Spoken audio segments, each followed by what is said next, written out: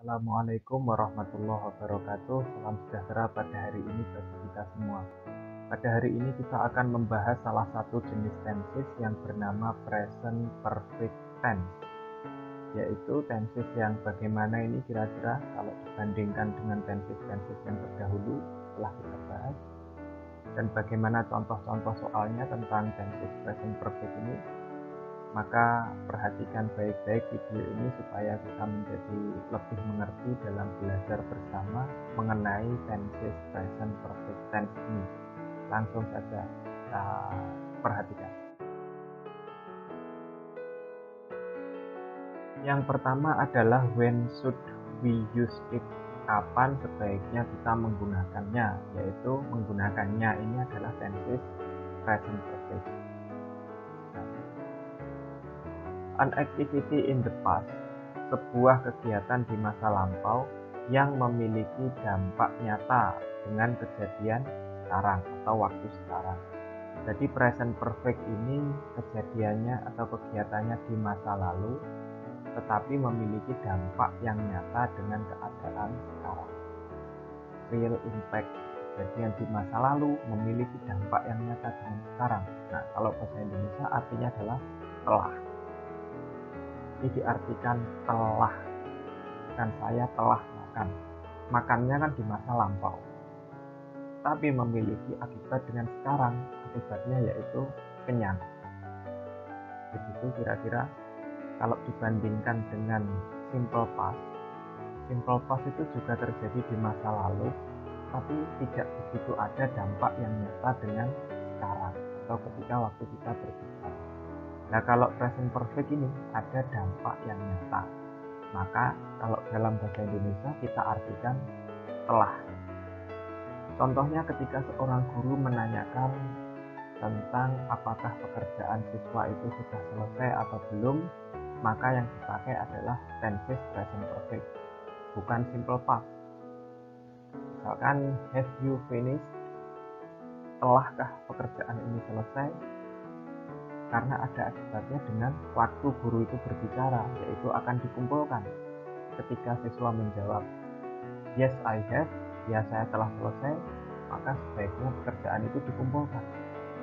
Kalau siswa menjawab belum, not yet atau no, I have not finished yet, maka pekerjaan itu dibuat PR. Ya, jadi ada dampak yang nyata dengan ketika waktu berbicara. Kalau simple past, ya tidak mungkin, karena kalau bertanya dengan menggunakan did you finish, apakah selesai, dijawab selesai gitu aja, nggak usah dikumpulkan, karena nggak ada dampak yang nyata atau real impact.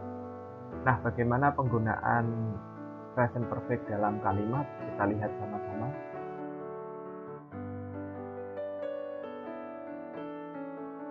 Nah, seperti ini.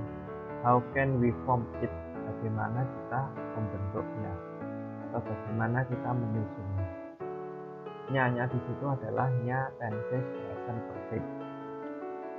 Jadi present perfect itu form atau bentuknya terbagi menjadi dua, ada aktif, ada pasif. Kalau aktif itu adalah kalimat yang subjeknya me atau ber. Kalau pasif itu kalimat yang subjeknya di atau ter. Oh, saya telah makan, aktif. Saya telah berlari, aktif. Saya telah belajar, aktif. Kalau di sini pasif, saya telah dihubungi, saya telah ditipu. Setelah me, ini telah di. Aktif itu terbagi menjadi dua, verbal dan nominal. Kalau verbal itu ada kata kerjanya, yaitu mengerjakan sesuatu. Maka rumusnya adalah antara has atau have dipilih salah satu, diikuti verb 3. Kalau nominal, antara has atau have diikuti been. Nah, kapan kita menggunakan has, kapan kita menggunakan have? Ketika subjeknya he, she, atau it, maka menggunakan has. Namun ketika subjeknya I, you, we, they, menggunakan have. Contoh, the tiger has run at the jungle. Harimau telah berlari di hutan. Nah, ini berlarinya di masa lampau tapi memiliki akibat dengan sekarang. Bisa jadi ada pemburu yang mencari harimau, terus ada yang ngomong harimau telah berlari di jungle, itu di hutan. Kalau berlarinya menuju hutan, to the jungle, bukan at. Kalau berlarinya masuk menuju hutan, into the jungle. Itu preposisi saja. Kemudian negatifnya adalah the tiger has not run at the jungle. Mengapa the tiger ini kok has? Karena the tiger bisa diganti dengan it. Sudah diterangkan di video pronoun. Interrogatif atau kalimat pertanyaannya sama, has the tiger run at the jungle? Kalau you have gone to school by bus, you pakai have. Kau telah pergi ke sekolah menggunakan bis. Perginya telah dilaksanakan lampau tapi ada akibat yang nyata dengan sekarang. Sampai sini ini negatif, you have not gone to school by bus. Ini interrogatif, have you gone to school by bus? Balik saja. Kemudian untuk yang kalimat nominal, I have been a student, saya telah menjadi siswa. Itu kira-kira sekarang masih siswa apa bukan? Masih, karena memiliki dampak yang nyata dengan sekarang. Kalau pakai simple past, I was a student, itu sekarang sudah tidak jadi siswa, karena tidak begitu ada akibat yang nyata. Kalau you have, kalau she has, dia telah menjadi siswa. Sekarang ini dia telah menjadi siswa. Jadi jadinya siswa ini ya dulu-dulu, tapi sekarang ada dampak yang nyata. Kemudian untuk pasif itu kalimat yang subjeknya di atau ter, maka menggunakan has atau have, diikuti been, diikuti verb 3. Rumusnya seperti ini. Contoh, I have been called by John. Saya telah dihubungi atau telah dipanggil oleh John. I pakai have, sama seperti ini aturannya. Been, ditulis lagi been-nya, kemudian ditulis verb 3. Saya telah dihubungi oleh John. Kemudian waktu yang menunjukkan tenses present perfect ini adalah for, just, already, ever, since, yet, dan never. For ini artinya selama, just ini baru saja, already ini artinya penegasan telah, ever juga penegasan telah, since ini artinya sejak. Kalau for itu yang mengikuti durasi, misalkan I have been here for 3 hours, maka durasinya adalah 3 jam. Kalau since ini yang mengikuti awalnya saja. I have been here since 4 AM. Saya telah berada di sini sejak jam 4. Awalnya kita berada di sini. Kemudian yet dan never ini menunjukkan negatif walaupun tanpa not. Jadi yet atau never ini menunjukkan bahwa bentuk kalimat itu negatif walaupun tidak ada not-nya seperti ini.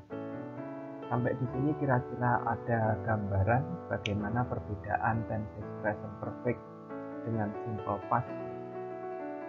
Kalau begitu kita lanjut ke exercise atau soal. Iya, ini adalah exercise atau latihan soal. Yang pertama, I bla bla bla to Paris before. In fact, this will be my 4th time. Saya titik-titik ke Paris sebelumnya. Faktanya ini adalah kali keempat saya. Jadi ke Parisnya dulu, tapi ada akibat dengan sekarang karena this ini menjadi yang keempat. Jawabannya D, pakai present perfect I, pakai have kalau tadi. Been, saya telah ke Paris. Faktanya ini menjadi yang keempat. Kemudian yang kedua, why are the police here? Mengapa ada polisi di sini? Nah ini kan dampak yang nyata dengan sekarang. Polisinya di sini sekarang. What, apa, has happened, apa yang telah terjadi. karena ada dampaknya dengan sekarang. Apa dampaknya? Polisi di. Kemudian yang ketiga, thank you for everything. Terima kasih untuk segalanya. Nah ini, berarti ini mengucapkan terima kasih itu pasti ada akibat yang besar. Ada orang bilang terima kasih untuk segalanya. Kau ya pakai yang present perfect. You have helped. Kau telah membantuku banyak. Yang keempat, Ria bla bla bla my letter. Perhaps she is very busy. Mungkin dia sangat sibuk. Ria titik-titik suratku. Berarti yang I has not answered, telah tidak menjawab. Nah, seperti ini kira-kira beberapa soal yang berhubungan dengan present perfect tense. Apabila dirasa video ini bermanfaat, sebelum lanjut ke soal berikutnya, silahkan di subscribe dan diberikan komentar yang bersifat membangun, supaya nanti videonya yang akan datang akan lebih bermanfaat lagi atau lebih bisa dipahami lagi. Yang terakhir adalah kepala sekolah, the principal, bla bla bla, the delay. Delay ini penundaan in our trip this morning, dalam perjalanan kita pagi tadi. Berarti lampau, yang A tidak mungkin, yang C juga tidak mungkin. Apakah yang B ataukah yang D? Kalau yang B pakai simple past, announced, ini kejadian di masa lampau. Kalau yang D, has announced, ini telah mengumumkan. Berarti ada dampaknya dengan sekarang. Apa saja? Yang D, telah mengumumkan. Kepala sekolah telah mengumumkan penundaan. Nah, penundaan ini ada dampaknya dengan sekarang, yakni tidak jadi berangkat. Ya. Terima kasih telah menonton video ini sampai akhir. Semoga video ini bermanfaat. Jika dirasa bermanfaat, boleh di subscribe dan dibagikan kepada teman-teman yang lain supaya sama-sama mendapatkan manfaat. Thanks for watching. Terima kasih untuk melihat. Saya ucapkan Assalamualaikum warahmatullahi wabarakatuh.